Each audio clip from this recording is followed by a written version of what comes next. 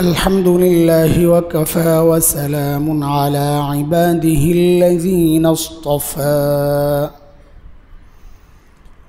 أما بعد فأعوذ بالله من الشيطان الرجيم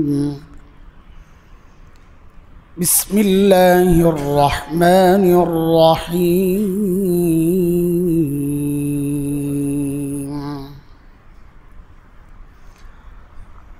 ربنا وابعث فيهم رسولا منهم يتلو عليهم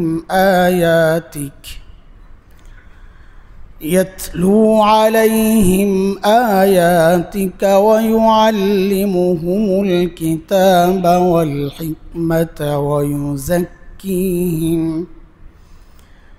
إنك أنت العزيز الحكيم آمنت بالله صدق الله العلي العظيم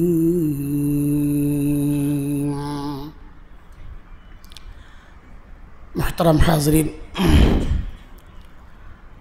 গত কয়েক জুমা থেকে যে সমস্ত চিন্তা, যে সমস্ত বিশ্বাস, যে সমস্ত কাজ আমাদেরকে রব থেকে দূরে সরায়া দেয়, বিচ্ছিন্নতার দেয়াল টেনে দেয়, এই কিছু বিষয় নিয়ে আমরা আলোচনা করছিলাম।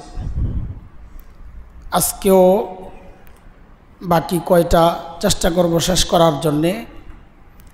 পেছনেরগুলো একটু মনে করাইয়া দিই যেন মাথায় বসে, এগুলো দিলের মধ্যে ঢুকে। প্রথম যে বিষয়টা ছিল সেটা হচ্ছে আল্লাহ সম্পর্কে অজ্ঞতা, আল জাহলু বিল্লাহ। আল্লাহ সম্পর্কে অজ্ঞতাও মানুষকে আল্লাহ থেকে দূরে সরায়া দেয়। এটার অনেক আলোচনা আমরা করেছি। এই জন্য আমাদের কাজ হচ্ছে আল্লাহকে চেনা, আল্লাহর যে সমস্ত গুণবাচক নামগুলো আছে এগুলার ব্যাখ্যা বিশ্লেষণ এগুলো জানা। তো আল্লাহর সাথে সম্পর্কটা নিবিড় হবে। আল্লাহকে যত বেশি চিনব আল্লাহর সাথে সম্পর্ক তত গাঢ় হবে। দুই, আল্লাহর সাথে কাউকে শরিক করলেও আল্লাহ থেকে বান্দা দূরে সরে যায়। তিন, বিদআত, সুন্নত যেমন বান্দাকে আল্লাহর সাথে জুড়ে দেয়, ঠিক উল্টা বিদআতও বান্দাকে আল্লাহ থেকে দূরে সরায়। চার, গত জুমায় যেটা আলোচনা হয়েছে, ইতিমাদ বিন নফস, নিজের উপর অতিরিক্ত আত্মবিশ্বাস, এটাও মানুষকে আল্লাহ থেকে বিচ্ছিন্ন করে, আল্লাহর রহমত থেকে বঞ্চিত করে। মানুষ যত বেশি আল্লাহর উপর ভরসা করবে তো আল্লাহ তাআলাও তার উপর তত বেশি রহমত নাজিল করবেন। হাদিসের কথা যে কেউ যদি আল্লাহর উপর পুরোপুরি ভরসা করে তো আল্লাহ তাআলা তাকে ওই পাখির মতন রিজিক দিবেন। পাখির মতো রিজিক মানে নবী আলাইহিস সালাম ব্যাখ্যা দিচ্ছেন যে পাখিটা সকালে খালি পেটে বের হয়, সন্ধ্যায় ভরা পেটে ফেরত আসে। তার কোনো টার্গেট থাকে না এবং তার নিজস্ব কোনো পরিকল্পনাও থাকে না। আল্লাহ তাআলা এমন কোটি কোটি পাখির রিজিকের ব্যবস্থা করতেছেন। সে আল্লাহর উপর পুরোপুরি ভরসা করে সকালে বের হয়ে যায়। তো নবী বলেন কেউ যদি এইরকম আল্লাহর উপর পুরোপুরি ভরসা করে তো আল্লাহ তাআলা তাকে ওইরকম পাখির মতোই রিজিক দিয়ে দিবেন। বাকি আমাদের ঈমান যেহেতু দুর্বল, এই জন্যে ওই পাখির মতো কোনো কিছু পরিকল্পনা ছাড়া যেন আমরা বের না হই। আমাদের কাজগুলো চলবে পরিকল্পনা মাফিক। দুনিয়া আমরা বলি দারুল আসবাব। আল্লাহ দুনিয়া সিস্টেমটাই এইভাবে রেখেছেন যে কারো মাধ্যমে কিছু মাধ্যমে আল্লাহ দিবেন। আল্লাহ সরাসরি দিতে পারেন, সরাসরি দেন। বহু প্রাণী আছে তাদেরকে আল্লাহ সরাসরি খাওয়ান, আল্লাহই খাওয়ান। তাদের কামাই রোজগার চাকরি বাকরি নাই, ব্যবসা বাণিজ্য নাই। আল্লাহ চাইলে পারেন, কিন্তু আল্লাহ দুনিয়ার সিস্টেমটা এইভাবে করে রাখছেন যে আল্লাহ একজনকে আরেকজনের সাথে জুড়ে দিয়েছেন। আমরা সামাজিক জীব, যেটা সামাজিক জীব মানে এটাই যে কেউ কারো সহযোগিতা ছাড়া আমরা চলতে পারবো না, কিন্তু অন্যরা চলে। পাখি ঘর বানাইতে কারো সহযোগিতা লাগে না, ইঞ্জিনিয়ার লাগে না, ও নিজে ইঞ্জিনিয়ার। এমন ইঞ্জিনিয়ার যে এত সুন্দর বাড়ি বানায় আপনি চাইলেও পারবেন না। হ্যাঁ, তো তার রড, সিমেন্ট, বালি এগুলো সে নিজে নিজে সংগ্রহ করে, খড়কুটা, একটু লোহা টোহা, এগুলোর আইনা কি সুন্দর একটা বাড়িতে বানায়। ঝড় তুফানে ওটা ভাঙে না, ওই থাকে গাছের মাথায়। আল্লাহ তো প্রত্যেকটা জীবজন্তু একা একা চলতে পারে। মানুষকে আল্লাহ বানাইছেনি এভাবে যে সে একা একা চলতে পারবে না। তার এক একটা ভাত তার পর্যন্ত আসতে ভালো করে চিন্তা করলে দেখা যায় হাজারো মানুষের হাত রয়েছে ওখানে। এটাই তো সামাজিক জীব। তো ভরসা রাখবো শুধুই আল্লাহর উপর। বাকি আমার চেষ্টাটা আমি করে যাব, আমাকে চেষ্টা করতে নিষেধ করা হয় নাই, বরং চেষ্টা করতে বলা হয়েছে, চেষ্টা করতে বলা হয়েছে। দুনিয়া কামানোর ব্যাপারে আল্লাহ কি বলেছেন? ফাইদা কুদিয়াতিস সালাহ, যখন নামাজ শেষ হয়, ফান্তাশিরু ফিল আরদ, জমিনে ছড়ায়া ছিটায়া যাও, কারণ তোমাদের রিজিক আমি জমিনে ছড়ায়া ছিটায়া রাখছি, তোমরাও ছড়ায়া ছিটায়া যাও। ওয়াবতাগু মিন ফাদলিল্লাহ, তোমাদের জীবন চলার যে পাথেয়, যে উপকরণ, আমার যে ফদল, দয়া, এগুলো আমি ছড়ায়া ছিটায়া রাখছি, তোমরা তালাশ করে করে নেও। আল্লাহ কিন্তু এটা বলেন নাই যে ফাইদা কুদিয়াতিস সালাহ ফাতাওয়াক্কালু আলাল্লাহ ওয়াদউ ইলাল্লাহ, যে তোমার নামাজ শেষ, আল্লাহর উপর ভরসা করে মসজিদেই বসে থাকো, দোয়া দুরুদ পড়ো, তা আমি রিজিক পাঠাইয়া দেব মসজিদের ছাদ ছিদ্র কইরা। আল্লাহ এমনটা বলেন নাই, কারণ দুনিয়ার সিস্টেমটা আল্লাহ ওইরকম করেন নাই। তো আল্লাহ সিস্টেমটাই ওইভাবে রেখেছেন যে মসজিদের কাজ মসজিদে, রিজিকের কাজ জাগা মতো। তো এই চারটার আলোচনা আমরা গত 2 সপ্তাহ বা 3 সপ্তাহে করেছি। আজকে 3টা বিষয় একটু সংক্ষেপ করব, চতুর্থটা নিয়ে একটু কথা একটু লম্বা হবে। এক হইল গুনাহ, সগীরা কবিরা, সব গুনাই বান্দাকে আল্লাহ থেকে বিচ্ছিন্ন করে। ইবাদতের মাধ্যমে যেমন বান্দা আল্লাহর সাথে জুড়ে থাকে, গুনার মাধ্যমে বান্দা আল্লাহ থেকে বিচ্ছিন্ন হয়ে যায়। এটা হাদিস আসছে, লা ইয়াজনি জানি হিনা ইয়াজনি ওয়া হুয়া মুমিন ওয়া লা ইয়াসরিকুস সারিক হিনা ইয়াসরিক ওয়া হুয়া মুমিন। একজন জিনাকারী যখন জিনা করে তখন সে মুমিন থাকে না করা অবস্থায়।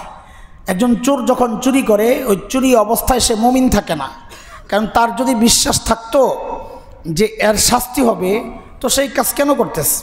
তার মানে কি বোঝা গেল? একজন অপরাধী যখন অপরাধ করে ওই অপরাধকালীন সময়টায় সে আল্লাহ থেকে বিচ্ছিন্ন হয়ে যায়। কোন কোন হাদিসে আসছে, ব্যাখ্যায় হাদিসের এই হাদিসের ব্যাখ্যায় কোন মুহাদ্দিস বলেছেন ঈমানটা ঝুলে থাকে। সে যখন গুনাহ করতে থাকে ঈমানটা আল্লাহ উপরে ওঠায় আনেন, ওই ঈমান ঝুলতে থাকে। গুনাহ থেকে আবার ফেরত আসে তো আল্লাহ ঈমান ফেরত দেন। গুনাহ অবস্থায় ঈমানটা তার সাথে আর থাকে না। এটা এক ভয়ঙ্কর জিনিস। যদি আর না আসে, আল্লাহ যে ওঠায় আনেন গুনাহ, ঈমান, ওই ঈমান যদি আর ফেরত না আসে, দেখেন না আমরা ঘুম থেকে ওঠে কি দোয়া করি? ঘুম থেকে ওঠে কি দোয়া করি? আলহামদুলিল্লাহিল্লাযী আহইয়ানা বা'দা মা আমাতানা ওয়া ইলাইহিন নুশুর। সমস্ত প্রশংসা ওই আল্লাহর, যিনি আমাকে মৃত্যু দেওয়ার পর আবার জীবন দিয়েছেন। ওয়া ইলাইহিন নুশুর, এখন জীবন পেলেও সব শেষ, কিন্তু ঠিকানা ওইটাই যে আমাকে আবার আল্লাহর কাছে ফেরত যেতে হবে। এই যে ঘুম একটা মৃত্যু, এই জন্যে ঘুমের আগে আমরা ওই দোয়াটা পড়েই ঘুমাই। আল্লাহুম্মা বিসমিকা আমুতু, আল্লাহ আপনার নামেই মরতেছি, আবার জীবিত হব আপনার নামে। তার মানে ঘুমটা একটা মৃত্যু। তো এই জন্যে বলেন সবাই বড়রা যে ঘুমের সময় গুনাহ তো কখনোই করবা না, কিন্তু গুনাহ করতে করতে ঘুমায়া যায়ও না। গুনাহ করতে করতে ঘুমায়া যাও না। আমাদের একটা বদ অভ্যাস আছে, এই বদ অভ্যাস অনেকের আছে। সেটা হলো কানের মধ্যে হেডফোন লাগায় শুয়ে থাকি যে শুনতে শুনতে ঘুমা। আর এবার শুনবি যখন তোর তিলাওয়াত শুনতে শুনতে ঘুমা, একটা ভালো বয়ান শুনতে শুনতে ঘুমাও। হ্যাঁ, কেন আমি গুনাহ করতে করতে ঘুমাইতেছি? এটা এই জন্যে নিষেধ করা হয়, যেটা একটা ভয়ঙ্কর দিক এই জন্যে যে যেহেতু ঘুমটা আমার একরকম মৃত্যু, যদি আমার জীবনটা আর ফেরত না আসে তো আমি কিন্তু গুনাহ করতে করতে মৃত্যুবরণ করলাম। তাইলে পরিণাম কি? পরিণাম এক হাদিস, ইন্নাকুম তুহশারুন কামা তামুতুন, তোমার হাসর হবে ওই অবস্থায় তোমার মৃত্যু হয়েছে যেই অবস্থায়। চিন্তা করা যায়, চিন্তা করা যায় যেই অবস্থায় মৃত্যু ওই অবস্থায় যদি হাসর হয়, তো ওই গান শুনতে শুনতে যদি আমার মৃত্যু হয় তো হাসরে উঠবো তো গান শুনতে শুনতে, তা আমার আর হিসাবের দরকার কি? আমার আমল নামার হিসাবের দরকার কি? হিসাব তো ক্লিয়ার। এই গান শুনতেছে এখনো, হাসরের মাঠেও গান শুনতেছে, তো সে আর কি করবে? যাও। এই জন্যই দেখেন শহীদদেরকে দাফনের সময় গোসল ছাড়া দাফন দেয়। শহীদ যারা হয় তাদের নিয়ম কি? দাফন করতে হয় গোসল ছাড়া। যেই রক্তাক্ত কাপড় সহ সে শহীদ, ওই রক্তাক্ত কাপড় সহই তাকে দাফন করতে হয়। কেন? ও যে আমাদের পুনরুত্থান, যেটা আমরা যখন উঠব তো আমরা যেই অবস্থায় মারা গেছি ওই অবস্থায় উঠব, তো শহীদও ওই অবস্থায় উঠবেন। এই জন্য হাদিস নবী আলাইহিস সালাম বলেন, শহীদ যখন হাসরে উঠবে তো তার শরীর থেকে তাজা রক্তগুলো টপ টপ করে ঝরতে থাকবে, আর ওই রক্ত থেকে মেশকা আম্বরের ঘ্রাণ বের হতে থাকবে। ওই জন্য তার ওই রক্ত আর ধোয়া হয় না, ওই অবস্থায় তাকে বিদায় দেওয়া হয়। তো একজন মানুষ যখন গুনাহ করে তার ঈমানটা তখন তার থেকে সরে যায়। এটা আক্ষরিক অর্থেই সরে যায়, এটাও হইতে পারে যে ঈমান, আল্লাহ যেটা একটা ব্যাখ্যা আসছে যে ঈমান উপরে উঠে যায়, ঝুলতে থাকে।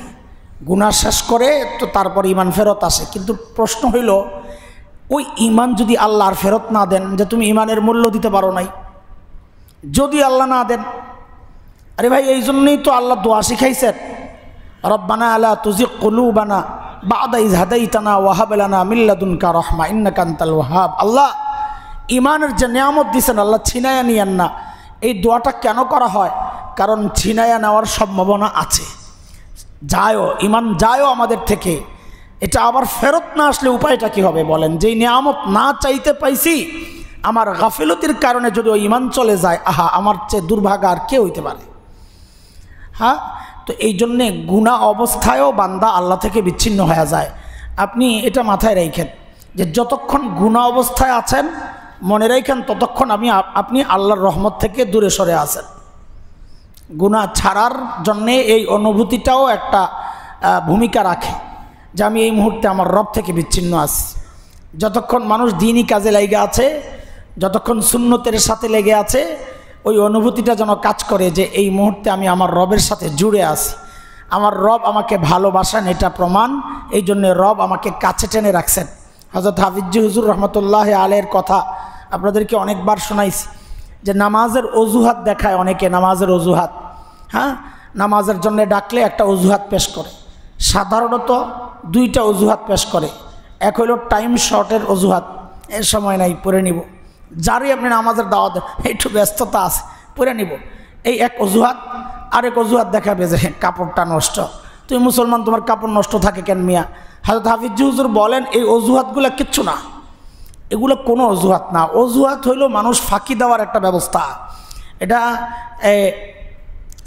আখিরাতের লাইনে হোক আর দুনিয়ার লাইনে হোক, যখনই অজুহাত দিবে, আমাদের ওস্তাদরা বলতেন অজুহাত দেখাইলে আর কি, যে যতক্ষণ পর্যন্ত তোমার দুই হাত কাজ করবে ততক্ষণ পর্যন্ত তুমি আগায়া যাবা, আর যখন তৃতীয় হাত কাজ করবে তখনই ওই তৃতীয় হাত তোমাকে পিছনে টেনে রাখবে। দুই হাত হইল ডান হাত আর বাম হাত, আর 3 নম্বর হাত হইল অজুহাত। এই অজুহাতের কাজই হইল মানুষকে পেছন থেকে টাইনা ধরা, যে এই কাজ করা যাবে না। তো 2 হাতওয়ালারা আগায়া যায়, 3 হাতওয়ালারা পিছায়া যায়। তো হযরত হাফিজ হুজুর রহমতুল্লাহ আলাইহি বলতেন, তুমি অজুহাত দেখায়ও না, বরং তুমি চিন্তা করতে থাকো, চিন্তা করতে থাকো এমন কি অপরাধ তুমি করেছ যে আল্লাহ তাআলা তোমাকে এতটা অপছন্দ করেন যে আল্লাহ চান না তোমার মতো বান্দা তাকে আইসা সেজদা করুক, এই জন্য আল্লাহ তোমার দূরে সরায়া রাখছেন। তুমি অজুহাত দেখায়ও না, তোমার অপরাধের কারণে আল্লাহ নারাজ হইয়া তোমাকে দূরে সরায়া রাখছেন। নাউযুবিল্লাহি মিন যালিক। ঠিক উল্টাটা কি আসে, যারা নামাজে আসছি ওইটা যদি এই হয় যে নারাজের কারণে দূরে সরায়া রাখছেন, তো এর উল্টাটা কি বোঝায়? আমরা বলি মফহুমে মুখালিফ। উল্টা অর্থ কি বের হয় এর থেকে? যে আল্লাহ যাকে ভালোবাসেন তাকেই নামাজের জন্য কাছে টেনে আনছেন। আলহামদুলিল্লাহ পড়বেন না? এটাকে তো নেয়ামত মনে করতে হবে। নেয়ামত মনে না করলে তো আলহামদুলিল্লাহ বের হবে না। যে যেভাবে মনে করে তার দিল থেকে নেয়ামতের শুকরিয়া ওইভাবেই আদায় হয়। হ্যাঁ, আলহামদুলিল্লাহ একদম হৃদয়ের গভীর থেকে আদায় হয়, ভাষা ভাষা না। আলহামদুলিল্লাহ পড়তে হবে একদম হৃদয়ের। আমাদের এক ওস্তাদ মজা করে বলতেন, এই পানি খাইবা তো স্বচ্ছ কাচের গ্লাসে খাইবা, একটু ঠান্ডা পানি খাইবা, একটু ঠান্ডা পানি খাইবা। কেন? যে স্বচ্ছ কাচের গ্লাসে ঠান্ডা পানিটা খাইলে দিলটা যেমন শান্তি হয়, হ্যাঁ, পিপাসাটা যেমন মিটে, ঠান্ডা একটু হালকা ঠান্ডা না হইলে ওইরকম পিপাসা মিটে না। তো দিল যখন শান্ত হয়, প্রশান্ত হয়, তখন আলহামদুলিল্লাহটাও একদম এই দিল থেকে বের হয়। আলহামদুলিল্লাহ, হ্যাঁ আলহামদুলিল্লাহ। তো ওই আল্লাহর প্রশংসা ওইরকম দিল থেকেই করা। দিল থেকে কখন করবে? যখন দিলে দিলে তার অনুভূতিটা ওই রকম হবে যে আহা, আমার রব আমারে কত নিয়ামত দিছেন, আলহামদুলিল্লাহ। এই কাজগুলো আমাকে আল্লাহ থেকে দূরে সরায়। গুনাহ দুইটা গেছে এখানে একসাথেই, ছোট গুনাহ বড় গুনাহ। 3 নাম্বার, আজকের জন্য 3 নাম্বার আর কি, আগের হিসাবে 7 নাম্বার। গাফলাত, উদাসীনতা, এটা মানুষকে শুধু আল্লাহ থেকে দূরে সরায় না। এই উদাসীনতা, অলসতা, গাফলাত, এটা মানুষকে দুনিয়ার কাছ থেকেও দূরে সরায়। খেয়াল করে দেখেন। এই জন্যে নবী আলাইহিস সালাম সতর্ক করার জন্যে, যেই 2টা মুহূর্তে মানুষ সবচেয়ে বেশি গাফেল থাকে, ওই 2টা মুহূর্তকে আলাদা করে নবী বলেছেন নিয়ামাতান মাকবুনুন ফীহিমা কাসীরুম মিনান নাস আস-সিহহাতু ওয়াল ফারাগ। 2টা নেয়ামত এমন আছে, নবী বলেন অধিকাংশ মানুষ, অধিকাংশ না বহু মানুষ, শব্দটা হচ্ছে আমি আবার মনে মনে পড়লাম দি না, অধিকাংশ বলেন নাই নবী আলাইহিস সালাম, কাসীরুম মিনান নাস, বহু মানুষ এই 2টা নেয়ামতের ক্ষেত্রে ধোকায় পড়ে থাকে। ধোকা। সেই 2টা নেয়ামত কি? আস-সিহহাতু ওয়াল ফারাগ। একটা হচ্ছে সুস্থতা, আর একটা হচ্ছে অবসর টাইম। সুস্থতা, অবসর টাইম। যতক্ষণ সে সুস্থ থাকে ততক্ষণ খালি ভাবনা করব, আসি তো সময় আস। শয়তানের ধোকা নাকি নফসের ধোকা, এটা বুঝবো কেমনে? এর বুঝার অনেকগুলো আলামত আছে, সেটা ভিন্ন আলোচনা। আজকে এই প্রসঙ্গে একটা ছোট্ট আলামত বলি। আমাকে এই মুহূর্তে শয়তান ধোকা দিচ্ছে নাকি আমার নফস আমাকে ধোকা দিচ্ছে, বুঝবো কেমনে? এই বুঝার একটা পথ হইল, শয়তানের কাজ হইল নেক আমলকে লেন্দি করানো। নেক আমলকে একটু পরে সময় আছে, কটা বাজে? 9টা, সময় আছে। এসা হুজুর কইছে হুজুর ফজরের আগ পর্যন্ত এসা পড়া যায়। ফতুয়া শুনছি নতুন, আগে জানতো 12টা পর্যন্ত পড়া যায়। এখন হুজুরদের দেখে শুনে যে না 12টা না, ফজর পর্যন্ত, ফজরের ওয়াক্ত হওয়া পর্যন্ত এশার নামাজ পড়া যায়। যেই এই ফতুয়া পাওয়া গেছে এখন খালি পড়তেছি, আরেকটা এইটা দেখে নি, 10টা বাজে তো, আরে আমরা তো খাইলামই না, খাওয়া দাওয়া করে একবারে পড়বো। এই তখনই বুঝবেন কান্দে শয়তান বসছে। শয়তানের কাজ সরাসরি আপনাকে আমল থেকে রুখবে না, তার অনেকগুলো পদ্ধতি আছে। হয় সে আমলটাকে বিকৃত করবে, এটা একটা পদ্ধতি, অথবা আমলকে লেন্দি করাবে, এটা এক পদ্ধতি। আমলের ব্যাপারে সংশয় তৈরি, সে সরাসরি আটকাবে না, কারণ সে জানে মানুষগুলো মুসলমান। আর যদি বলি নামাজ পড়বি না, নামাজ পড়ুম না, কী হয়েছে? তো তার ইমান চলে যাবে। নামাজ না পড়লে কী হয়েছে? এই কথা বললে ইমান থাকবে? কি বুঝেন নাই কথা? নামাজ না পড়লে কি হয়েছে? একটা হচ্ছে নামাজ পড়ে না, সেটা এক হিসাব। আর একটা হলো নামাজকে শরীয়ত মনে করে না, দিন মনে করে না। না পড়লে কি হয়েছে? হ্যাঁ, না পড়লে কি হয়েছে মানে আল্লাহর হুকুম মানতে হবে, না পড়লে না মানলে কি হয়েছে, মানে তার মানে তুমি আল্লাহর হুকুমকে সরাসরি অস্বীকার করতেছ। আল্লাহর যে কোনো হুকুমকে সরাসরি অস্বীকার করলে ঈমান থাকবে? কাজে এই কথা যদি বলে নামাজ না পড়লে কি হয়েছে, তো তোর তো ঈমান থাকবে না। ওই রিস্ক শয়তান নেবে না, কারণ শয়তান জানে এই টাইপের মানুষ কম পাবে, কালিমাওয়ালা এই টাইপের মানুষ কম পাবে। তো তার কাজ কি, যে নামাজ পড়বো না, একটু পরে পড়বো না। এই জুয়ান কি বলবে, আলহামদুলিল্লাহ সময় আছে, হুজুর বলছেন একবারে দিল থেকে মাফ চাইলে আল্লাহ সব মাফ করে দেয়, বুড়াকালে একবারে মাফ চাই আনি মনে। মিয়া তুমি বুড়া হইবা এই গ্যারান্টি তুমি কই পাইছ? হুজুরের অর্ধেক কথা শুনলা, আর হুজুর যে সারা জীবন বলতেছে যেই কোনো মুহূর্তে তুমি মরে যেতে পারো, ওইটা কেন বিশ্বাস করো না? খালি অর্ধেক অর্ধেক। আমাদের কাজ হলো অর্ধেক অর্ধেক দিয়ে দলিল দেওয়া। ওই যে জন্ম নিয়ন্ত্রণের দলিল দেয় বেটারা কোরআনের আয়াত দিয়া, সুবহানাল্লাহ সুবহানাল্লাহ পড়েন না আপনারা? সুবহানাল্লাহ অনেক সময় অবাক হইয়াও পড়তে হয়। তো এটাও একটা অবাকের বিষয় যে জন্ম নিয়ন্ত্রণের দলিল দেয় কি দিয়া? কোরআন দিয়া। সুবহানাল্লাহ, অবাক হয়ে বলতেছে সুবহানাল্লাহ। আপনারা কি মনে করতেছেন যে এটা কি বলে? ইন্নামা আমওয়ালুকুম ওয়া আওলাদুকুম ফিতনাহ, নিশ্চয়ই তোমাদের সম্পদ, তোমাদের সন্তান ফিতনা, তোমাদের জন্য পরীক্ষা। খামাখা পরীক্ষায় জড়ানোর দরকার কি? বাচ্চা কমলো। দলিলটা দেখছেন? সুবহানাল্লাহ। অথচ ভালো করে দেখেন দলিল অর্ধেক আসছে, অর্ধেক, বাকি অর্ধেক থেকে আসতে সাইড কেটে গেছে। এই আয়াত যদি জন্ম নিয়ন্ত্রণের দলিল হয়, তো এই আয়াতে তো দুইটার প্রসঙ্গ আসছে। প্রথম প্রসঙ্গ ইন্নামা আমওয়ালুকুম, নিশ্চয়ই তোমাদের সম্পদ, তোমাদের সম্পদ।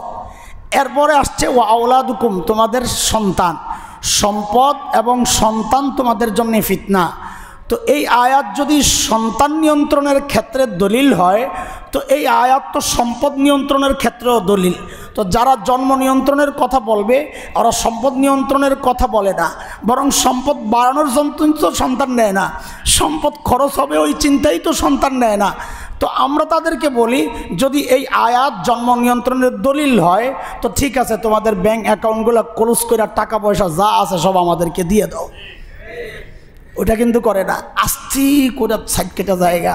আমাদের কাজই এটা, নিজের সুবিধার অংশটা টাইনা নেই। আয়াতে যে আরও কথা আছে, তো এখনকার যুবকদের হালত হয়েছে এমন। আল্লাহ, ওলামায়ে কেরাম বলছেন, আমার আল্লাহ এত রহমান, এত দয়ালু, সুবহানাল্লাহ, একবার মাফ চাইলে সারা জিন্দিগির গুনাহ মাফ চায়ানি মনে। কিন্তু হুজুর যে ওইটাও বলতেছে যে ভাই, এখানে এমন অনেকে থাকতে পারেন যার খবর নাই, ও বসে আছে এখানে, অথচ ওর কাফনের কাপড় চলে আসছে দোকানে। এই যে কথাগুলো বলি, এগুলা তোমার ঢুকে না ভিতরে, যে কোনো মুহূর্তে তোমার মৃত্যু আসতে পারে, যে কোনো মুহূর্তে ডাক আসতে পারে। এই কথাটা বিশ্বাস করো না কেন? এই কথা যে বিশ্বাস করবে, আল্লাহ আল্লাহ আল্লাহ, এই কথা যে বিশ্বাস করবে, সে তো গুনাহ করার সুযোগ পাবে না। আল্লাহওয়ালারা এত আমল কিভাবে করেন? এক আল্লাহওয়ালাকে জিজ্ঞেস করছে মানুষ যে, আপনাকে যদি বলা হয় আপনি আগামীকাল মারা যাবেন, তো আজকে কি আমল করবেন? জীবনের শেষ আমল হিসাবে আপনি কি? ও প্রশ্নকারীর উদ্দেশ্য ছিল নিশ্চয়ই ওই দিন সবচেয়ে গুরুত্বপূর্ণ আমলগুলো করবে, তো আমি ওখান থেকে বেছা বেছা কিছু আমল করব। তা আল্লাহওয়ালার কি জবাব? যে ভাই, আমি প্রত্যেক দিন যা করি ওইটাই করব, কারণ আমি আমার প্রত্যেকটা দিনকে জীবনের শেষ দিন মনে করি। প্রত্যেকটা দিনকেই জীবনের শেষ দিন মনে করি। এজন্য আমাদের বড়রা, ওই যে অনেকে বলে যে নামাজে মনোযোগ আসে না, কি আমল করব, তো ওই অনেক আমলের মধ্যে এই একটা আমলও দেন যে নামাজে দাঁড়ানোর সময় খালি চিন্তা করবা আমার জিন্দিগির শেষ নামাজ এটা, সালাম ফেরানোর সাথে সাথে আমার ডাক পড়বে, দেখবেন নামাজে মনোযোগ আসে না কেমনে। হ্যাঁ, আর এটা কি কোনো কথার কথা? নামাজে দাঁড়ায় কি দুনিয়ার কোনো মানুষ মারা যায় নাই? বলেন আপনারা। মসজিদ থেকে যাওয়ার সময় কি কোনো মানুষ মারা যায় নাই? সেজদায় যায় কোনো মানুষকে মারা যায় না। আর ওইরকম মরতে পারলে তো কপাল ছিল। হ্যাঁ, এই যে উদাসীনতা, এটা মানুষকে আল্লাহ থেকে দূরে সরায়। অবসর টাইম পাইলেই গুনায় জড়ায়া যায় মানুষ। সুস্থ থাকাকালীন বুঝে না যে সুস্থতার নিয়ামতটা কি, অসুস্থ হইলে বুঝে। আর দেখেন নবী আলাইহিস সালাম সুস্থ অবস্থায় যেন মানুষ অলস সময় না কাটায়, যৌবনে যেন মানুষ অলস সময় না কাটায়, এর জন্য উৎসাহিত করছেন কিভাবে দেখেন, যে একজন মানুষ সুস্থ অবস্থায় যে আমলগুলো করে অসুস্থতার কারণে যদি ওই আমল ছুটে যায়, বুঝছেন, সুস্থ থাকাকালীন যে আমলগুলো মানুষ করে অসুস্থতার কারণে যদি ওই আমলগুলো করতে না পারে, ধরেন নিয়মিত তাহাজ্জুদ পড়তো মানুষটা, এখন অসুস্থ হয়ে গেছে, এখন আর তাহাজ্জুদ পড়তে পারে না, তো নবী আলাইহিস সালাম বলেন আল্লাহ তার জন্যে ওই যে বোনাস সিস্টেম চালু করবেন। আপনারা পেনশন পান না চাকরির পরে পেনশন কখন পায়? যদি চাকরিকালীন সময়টা তার ভালো কাটে, আর যদি বহিষ্কার হয় দেয় নাকি পেনশন? হ্যাঁ, বহিষ্কার হইলে দেয় পেনশন? দেয় না। চাকরি চলাকালীন টাইমটা যদি ঠিকঠাক মতো চলে তো চাকরির পরে তাকে পেনশন দেওয়া হয়। এখন আর কাজ করতে পারে না, সে অক্ষম, যেহেতু অক্ষম তার পেনশন কিন্তু চালু থাকে। ঠিক আমলের ক্ষেত্রেও আল্লাহর সিস্টেম এটাই, চলাকালীন আমল চলার সামর্থ্য থাকাকালীন যে সে যদি ঠিকঠাক মতো আমলগুলো করে তো অবসর টাইমে যখন তার করার ক্ষমতা থাকে না বার্ধক্যের কারণে, অসুস্থতার কারণে, তো নবী আলাইহিস সালাম বলেন আল্লাহ তাআলা তখন ওই আমলগুলো প্রতিদিন 8 রাকাত তাহাজ্জুদ পড়তো, 12 রাকাত তাহাজ্জুদ পড়তো, কথার কথা এখন বার্ধক্যের কারণে পড়তে পারেন না, অসুস্থতার কারণে পড়তে পারেন না, আল্লাহ তাআলা তার প্রতিদিনই ওই 8 রাকাত 12 রাকাত তাহাজ্জুদের সওয়াব লিখতেই থাকবেন। পেনশন চালু হয়ে যাবে। এই যে কথাগুলো নবী বলেছেন এটার মূল পয়েন্ট কিন্তু অসুস্থতার ওই দুর্বল মানুষের জন্য আল্লাহর রহমত এইটা না, ওইটা না, এটার জায়গা আরেকটা, যে সুস্থতার সময় আমল যেন চালু থাকে, তখন যেন ফ্রি সময় না কাটাও, তাইলে তোমার এই সময়টাও তুমি ব্যর্থ হইলা, বঞ্চিত হইলা, অসুস্থ যখন হবা তখনও বঞ্চিতই থাকবা। এই সময়টাকে ভরো আমল দিয়া, তো অসুস্থতার সময় আল্লাহ তোমার আমল নামা ভরবেন আমল দিয়া। নবী আলাইহিস সালামের টার্গেট হলো সুস্থতার সময়টা, হ্যাঁ, অবসরের টাইমটা ওইটা। এই জন্যই নবী বলেন নিয়ামাতান মাগবুনুন ফিহিমা কাসীরুম মিনান নাস আস-সিহহাতু ওয়াল ফারাগ, দুইটা নিয়ামত এমন আছে যার মধ্যে বহু মানুষ ধোকায় পড়ে আছে। করব, ওই যে শয়তান ধোকা দিতেছে, করব, সময় আছে না, করে ফেলবো। বলেন কি আমাদের চিন্তা কি হবে? করে ফেলবো। বলেন কি করব? করে ফেলবো। করবো না বলেন না, কি করব? করে ফেলবো। আরে করে ফেললেই তো শেষ, কাজ শেষ হয়ে গেল। ওয়াক্ত হয়েছে নামাজ পড়ব না, কি পড়ে ফেলবো। ওয়াক্ত হয়েছে তো নামাজ পড়ে ফেলবো। এই দাওয়াতটা আমাদের বোনদের কাছে পৌঁছায়া দিবেন, সব মেয়েরা, সব। এই জন্যে বলতেছি 2-4 জন যদি থাকেও এটা হিসাবের মধ্যে আসবে না, কারণ আমরা তো দিনদার মেয়েদেরকে দেখি, যারা দিন প্র্যাকটিস করে না তাদেরকে দেখার সুযোগ আমাদের হয় না। নিজের ঘরে গেলে দেখি দিনদার, শ্বশুরের বাড়িতে গেলে দেখি দিনদার, বোনের বাড়িতে গেলে দেখি দিনদার, অধিকাংশই তাহাজ্জুদ গুজার, অধিকাংশই এশরাক পরে, ফজরের পরে, সবাই দেখি আমরা নিয়মিত দেখতে দেখতে অভ্যস্ত। এটা নানিকে দেখছি তাহাজ্জুদ গুজার, দাদি দেখি নাই, মাকে দেখছি তাহাজ্জুদ গুজার, আমাদের ওই নানিরা বুড়িরা আজীবন দেখছি যে রাতের গভীরে উঠা এই থালাবাটি যা আছে এগুলো সব ধুইয়া টুইয়া গোসল টোসল সাইরা এরপরে আইসা নামাজে দাঁড়াইতেন, ওই গুনগুন গুনগুন করে কোরআন শরীফ পড়তেন কপি জ্বালায়া। আমরা তো ঘুমাইতাম, ফজরে আজান দিলে আমাদেরকে ডেকে দিতেন। এগুলো দেখতে দেখতে আমরা বড় হয়েছি। ভিন্ন কোনো পরিবেশ দেখার সুযোগ আমাদের হয় নাই, এমন কোনো পরিবারের সদস্য আমাদের নাই। এটা এইভাবেই বলতেছি। এই দিনই পরিবেশের যেই মেয়েদেরকে আমরা দেখি, ওদেরকেই তো দেখি এই সমস্যা। তো অন্য জায়গার কি অবস্থা, কি সমস্যা? জোহরের নামাজ দেরি করে পড়ে। এটার জন্য যে ঘরে কত গণ্ডগোল হয় আমার সাথে, আপনার ঘরে একটা গোমর জানাইয়া দিলাম, ফাঁস করে দিলাম, কত গণ্ডগোল যে হয় আমার সাথে ঘরে। কি ব্যাপার, কটা বাজে? পড়তেছি আর একটু আগে তরকারিটা হয়ে গেছে, ভাতটা বসাইছি, শেষ, এই যেতেছি। আর নিজে আবার আইসা কতক্ষণ ঘড়ি দেখবে আর বলে ইন্নারিল্লা, তো আবার দৌড়ায় যায়। তুমি ইন্নারিল্লার কী দাম বলো আল্লাহর কাছে? আরে তুমি ভাত বসাইছো, এখন শেষ করে গোসলে যাইবা, নামাজ পড়বা। কেন ভাত বসানোর আগে নামাজটা পড়ে লাও, গোসল টোসল করে একবারে পড়বো। আল্লাহ তাআলা বলছেন তোমার এরকম, যে শরীর যদি স্বস্তি একদম পুরো ফ্রেশ না থাকে নামাজ পড়া যাবে না। দেরিতে নামাজ পড়ার চেয়ে ওই ফ্রেশ ছাড়া এমনি নামাজ পড়ালো, ওইটা আরও ভালো। হ্যাঁ, এই দাওয়াত তো আমরা দিতেছি। আপনারাও দিবেন। তো আবার এই যে আমি যেগুলো বলছি আমার ঘরের গোমর, এগুলো আবার শোনায়েন না, তাহলে আবার আপনারা বলবে হুজুরের বই তো ঠিক নাই, আর আমরা কি এগুলো শোনায়েন না। দাওয়াত এমনি দিবেন যে নামাজ দেরি করে পড়ো না। নামাজ দেরি করে পড়া এটা কোনো ভালো কাজ না, এটা শয়তানের একটা ভয়ঙ্কর ধোঁকা। নামাজকে দেরি করানো, যখন সময় হয় তখনই পড়ে ফেলবো ইনশাআল্লাহ তাআলা। এটা মালিক থেকে বান্দাকে বিচ্ছিন্ন করার একটা বিষয়। অলস সময় কাটানো, আল্লাহর কথা ভুলে যাওয়া, বাস চলছে, শুয়ে রয়েছি তো রয়েছি, ঘুম নাই, চোখ বন্ধ করে শুয়ে রয়েছি তো রয়েছি। এমনও শুনি আমরা যে অনেকে কিছু খায়াও ঘুমায়, যেন লম্বা টাইম শুয়ে থাকা লাগে। কিছু আইটেম আছে বললে পোলাপাইন শিখা যাবে, এই জন্য বলবো না। ফার্মেসি থেকে নিয়ে ওরা মিক্সড ককটেল বানায়, এটা খায়া ঘুম দেয়, এক ঘুমে দিন পার। যদি মনে হয় কালকে আমার হাতে কোনো কাজ নাই, এই দিনটা কেমনে পার করব, দেখেন মানুষ, আরে ভাই দিন কেমনে পার করবা, তুমি একটা প্রতিজ্ঞা করো না, আমি আজকে যেহেতু অবসর টাইম আছে আমি 50 রাকাত নফল নামাজ পড়বো। তুমি পাও কি করবা এটা খুঁজে পাও না যে আমি 1000 বার ইস্তেগফার পড়বো, আজকে অবসর টাইম আছে, আমি 10 পারা কোরআন আল কারীমের তিলাওয়াত করবো। তুমি রুটিন বানাও না কেন যে আমার এই অবসর দিনটা আমি এইভাবে কাটাবো? তো দেখবা যে সময় কেমনে যায়। হ্যাঁ, আমাদের সময় যায় না, এমন অবস্থা, সময় যায় না, কি একটা অবস্থা, কাজ পায় না, সময় যায় না।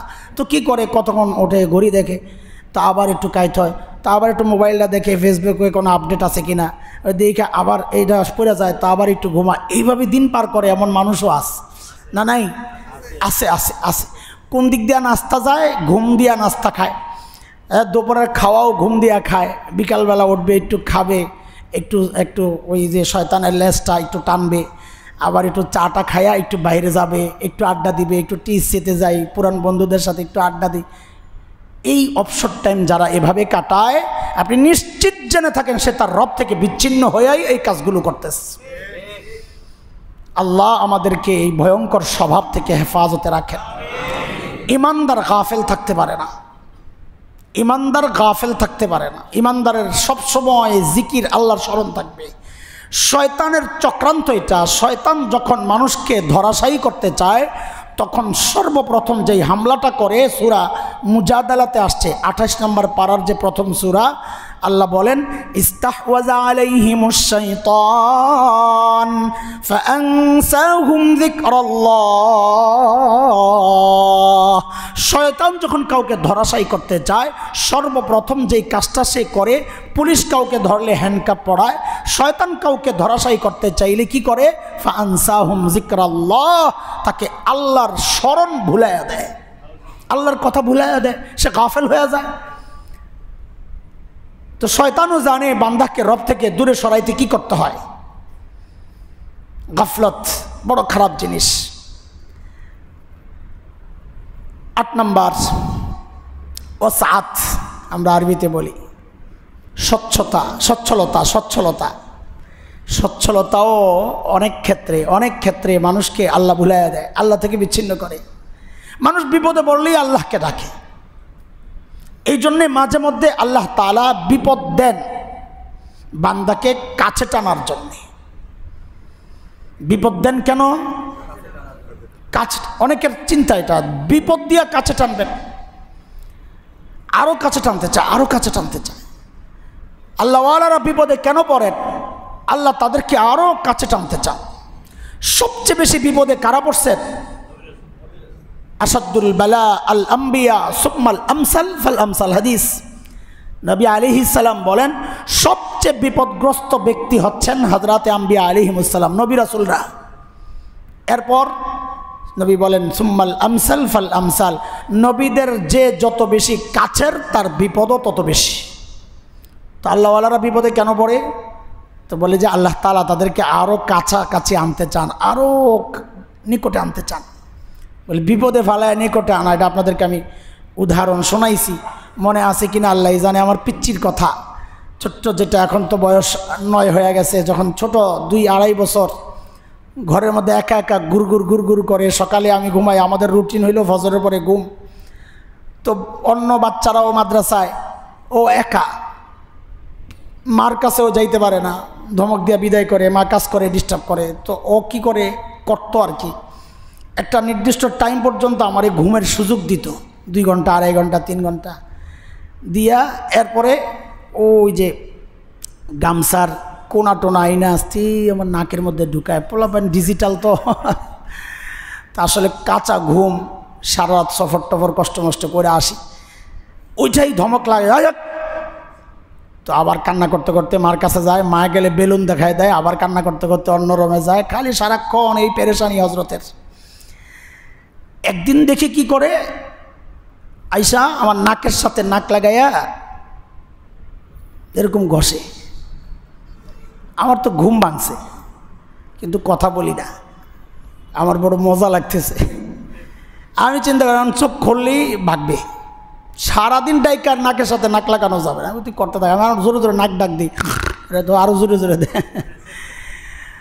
তো ওইটা বাবার সাথে খুব বেশি আন্তরিক, এই জন্যে বলি।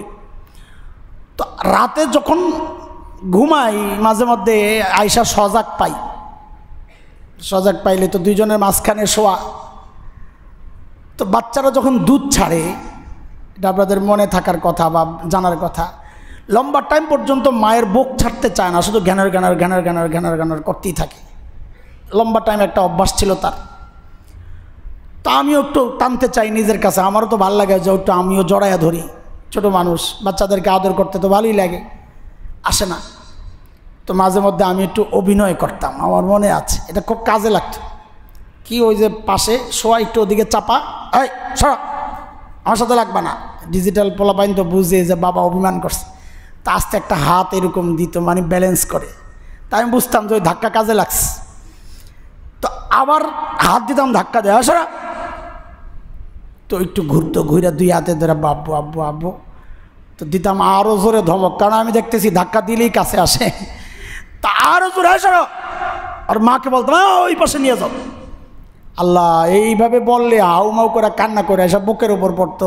তাই মনে মনে বলতাম যে ভালোই তো, এটাই তো চাইতেছিলাম। আচ্ছা বলেন আপনারা, এই যে ধাক্কাইতেছিলাম, এই ধাক্কা কি দূরে সরানোর জন্যে না কাছে টানার জন্য? আরে বলেন না, দূরে সরাইতে না কাছে টানতে? আল্লাহ তাআলাও তার নেককার বান্দারা যে মাঝে মাঝে ধাক্কা দেন, মনে করেন না এটা দূরে সরানোর জন্যে। আল্লাহ ধাক্কা দেন কাছে টানার জন্যে। কারণ ধাক্কা দিলেই তো বান্দা কয় আল্লাহ আল্লাহ আল্লাহকে আমি তো এটাই চাইছিলাম, তুই আমার কাছে পড়ে থাক। আল্লাহ চান, এটা খুব করে চান যে বান্দা আমার কাছে একা একা আসুক, আমার সাথেই বান্দা কথা বলুক। আরে নবী আলাইহিস সালামের চেয়ে বেশি নিবিড় সম্পর্ক আল্লাহর সাথে আর কারো ছিল? অন্য মানুষের তো প্রশ্নই আসে না, কোনো নবীরও তো ছিল না নাকি? আচ্ছা, আমার নবীকে সারাক্ষণ তার চিন্তায় আল্লাহকে রাখতেন না? কি মনে হয় আপনাদের? কখনো কি আল্লাহ থেকে বিচ্ছিন্ন হয়েছেন? তারপরেও আল্লাহ নবীকে কি বলেন জানেন? সূরা ইনশিরাহ, আলাম নাশরাহ লাকা সদরাক যে সূরা, এই সূরার শেষ 2টা আয়াত দেখেন তো তাফসির খুইলা। আল্লাহ কি বলেন? আল্লাহ নবীকে বলতেছেন ফাইজা ফারাগতা ফানসাব ওয়া ইলা রাব্বিকা ফারগাব। নবী, আপনি যখন ফারাগতা, আপনি যখন দাওয়াতি কাজ অন্যান্য কাজ থেকে ফারেক হবেন, কাজগুলো যখন শেষ করবেন, নবী একটু আমার কাছে একা একা আসেন। ওয়া ইলা রাব্বিকা ফারগাব, শুধু আমার সাথে আপনি থাকবেন, আমি আর আপনি থাকবো, মাঝখানে কেউ থাকবে না। আমি একটু একান্তে আপনার সাথে কথাবার্তা বলতে চাই। এটা আল্লাহর বড় চাওয়া, বান্দা আল্লাহকে একটু একা একা ডাকো। এই একা একা বান্দা আল্লাহরে কখন ডাকে? যখন বান্দা বিপদে পড়ে। বান্দা যখনই বিপদে পড়ে তখনই খালি আল্লাহরে ডাকে। তো এই জন্যে আল্লাহ কখনো কখনো বান্দারে বিপদে ফেলেন কিসের জন্যে? কাছে টানার জন্যে। বলেন কিসের জন্যে? কাছে টানা। মুহতারাম হাজরিন, মানুষ যখন সচ্ছলতা তার মধ্যে কাজ করে তখন সে মনে করে আমার আর কি সমস্যা, টাকা পয়সা আছে, আর কি লাগে। এটাও মানুষকে আল্লাহ থেকে দূরে সরায়। আবু লাহাবকে দূরে সরাইছে এই চিন্তাগুলা। কি যে মোহাম্মদ যে বলছে তাব্বাত ইয়াদা আবি লাহাব, আমি ধ্বংস হব। কেমনে ধ্বংস হবো? আমার যে কত সম্পদ আছে, আমার যে কত বাহিনী আছে, এই মানুষের বাহিনী, পাচার করা টাকা, এগুলোকে মানুষে আরও অদ্ভুতপূর্ণ আচরণ করতে উৎসাহিত করে। যা আমি যেই টাকা পাচার করছি এগুলাই না ছড়াইয়া ছিটাইয়া দিলে মানুষ সব আমার কথা বলবে। আমি যেই নেতা কর্মী তৈরি করছি এরাই পাড়ায় মহল্লায় এই সমস্ত স্কুলের পোলাপান, কলেজের পোলাপান, এগুলারে প্রতিরোধের জন্য যথেষ্ট। মানুষকে এই চিন্তাগুলা মানুষকে আরও উগ্র হইতে উৎসাহিত করে। আবু লাহাবকেও এই সেম জিনিসটাই উৎসাহিত করেছে। আল্লাহ ধ্বংসের আগে দিয়ে আল্লাহ কি বলতেছেন? মা আগনা আনহু মালুহু ওয়া মা কাসাব। আবুল আহাবের কামাই, মুফাসসিররা বলেন কামাই দ্বারা সন্তান উদ্দেশ্য, মাল তো মাল। আবুল আহাবের মাল, আবুল আহাবের সম্পদ, আবুল আহাবের সন্তান, আবুল আহাবের বাহিনী আবুল আহাবকে বাঁচাইতে পারে নাই সেটা এক কথা। আরেকটা হইল এই চিন্তাটাই আবুল আহাবকে আল্লাহ থেকে দূরে সরাইছে। আমার পাওয়ার আছে, এই পাওয়ারের চিন্তা, মানুষ যখন এই চিন্তা মানুষকে ভর করে না, তখন সে আল্লাহ থেকে দূরে সরে যায়। আর মানুষ যখনই মজলুম হয় তখনই সে আল্লাহর দিকে রুজু করে, আল্লাহকে ডাকে। এই জন্যে আমাদের এখানে তো সচ্ছল মানুষই বেশি, আমাদের জন্য এটা ভয়ের কারণ। আমি সতর্ক করতেছি আপনাদেরকে, এই সচ্ছলতাও আমাদের জন্য ভয়ের কারণ। আমি এই সচ্ছল আমার জিন্দিগিটা দিছেন কে? আল্লাহ চাইলে এই সচ্ছলতা আল্লাহ তাআলা, আমরা চোখে দেখা 100 কোটি টাকার মালিক আমার কাছে যাকাত চাইছে, আমি কি বলবো আপনাদেরকে? আমার দেখা, আমার বয়সটা কয়দিন কতদিন, এই বয়সের মধ্যেই দেখেছি 100 কোটি টাকার মালিক আমার কাছে যাকাতের টাকা চাইছে। যে ভাই, কারো কাছে বলতে পারি না, যদি কেউ থেকে একটু ম্যানেজ করে দিতে পারেন কিছু যাকাতের টাকা দিলে। আলহামদুলিল্লাহ আমরা সহযোগিতা করেছি অন্যদের সাথে নিয়ে। তো এটা আমাদের জন্য শিক্ষা, এটা শুধু তার জন্যে শিক্ষা না, এটা গোটা সমাজের জন্য শিক্ষা। যা আল্লাহ চাইলে ভিক্ষুক বানিয়ে দিতে পারেন, আল্লাহ চাইলে ভিক্ষুককে রাজা বানিয়ে দিতে পারেন, এটা আল্লাহ চাইলে পারেন।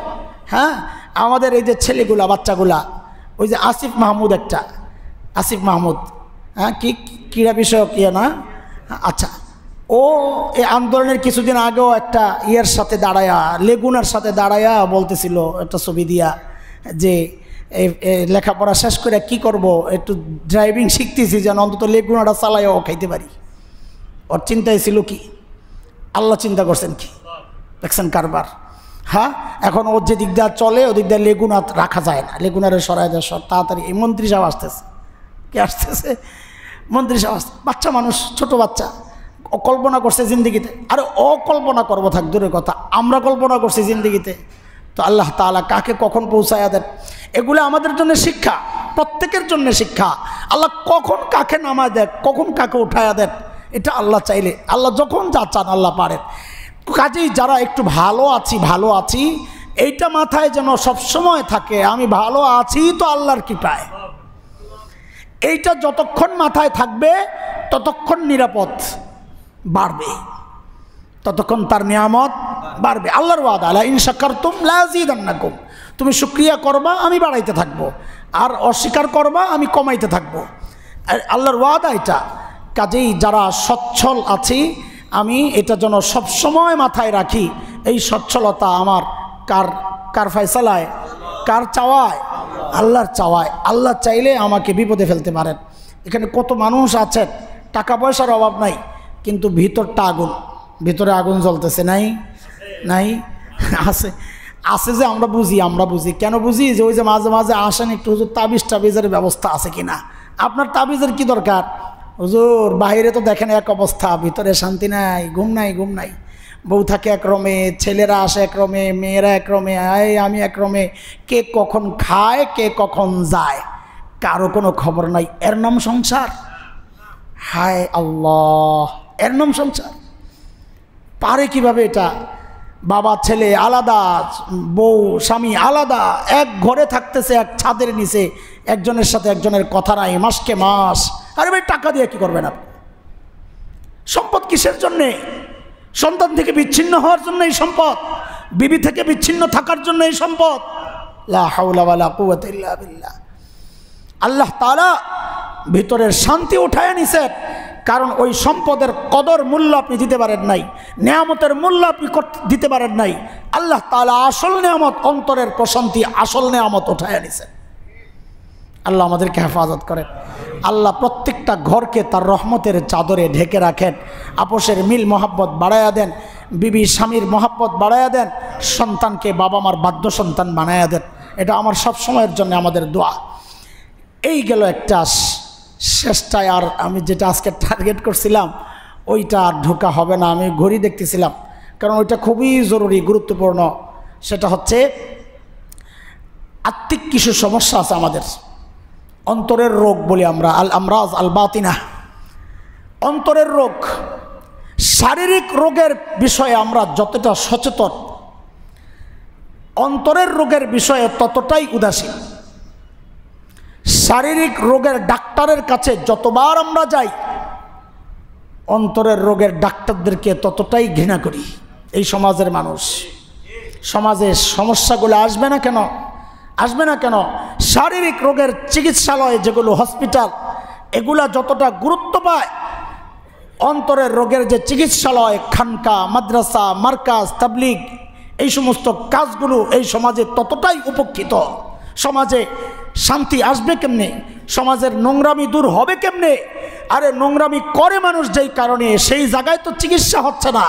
এই জন্যে নবী বলেছেন একটা কথা সাল্লাল্লাহু আলাইহি ওয়াসাল্লাম, সারা দুনিয়ার দার্শনিকদের কথা, ব্রেন মানুষকে নিয়ন্ত্রণ করে।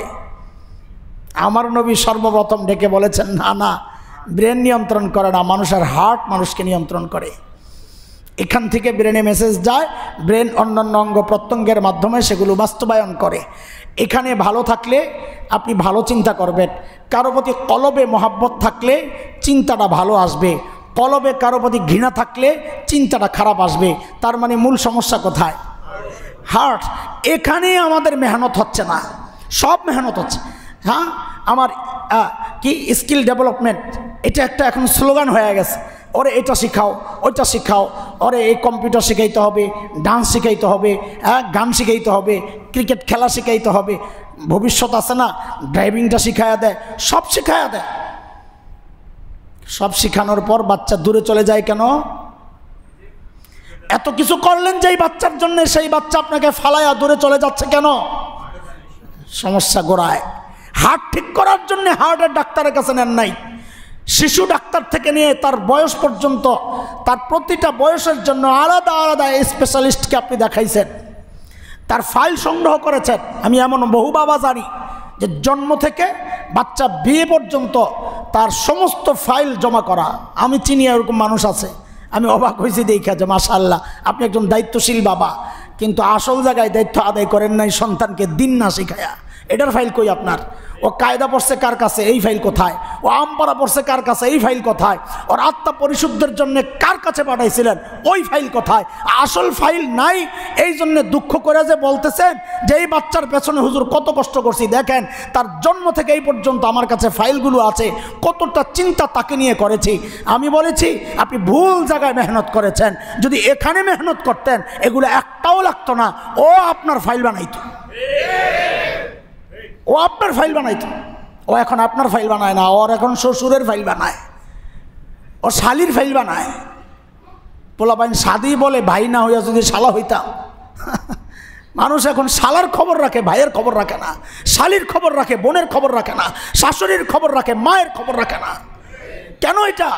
কারণ আপনি মেহনত করছেন ভুল জায়গায়, কলবে মেহনত করেন নাই। সেই বিষয়ে আমাদের আরেকটা পর্ব আমরা রাখলাম, ইনশাআল্লাহ আগামী সপ্তাহে এই বিষয়ে আমরা আলোচনা করব। আল্লাহ চাহে তো। আল্লাহ সে পর্যন্ত আমাদের সবাইকে ভালো রাখেন, আমিন। ওয়া আখিরু দাওয়ানা আলহামদুলিল্লাহ।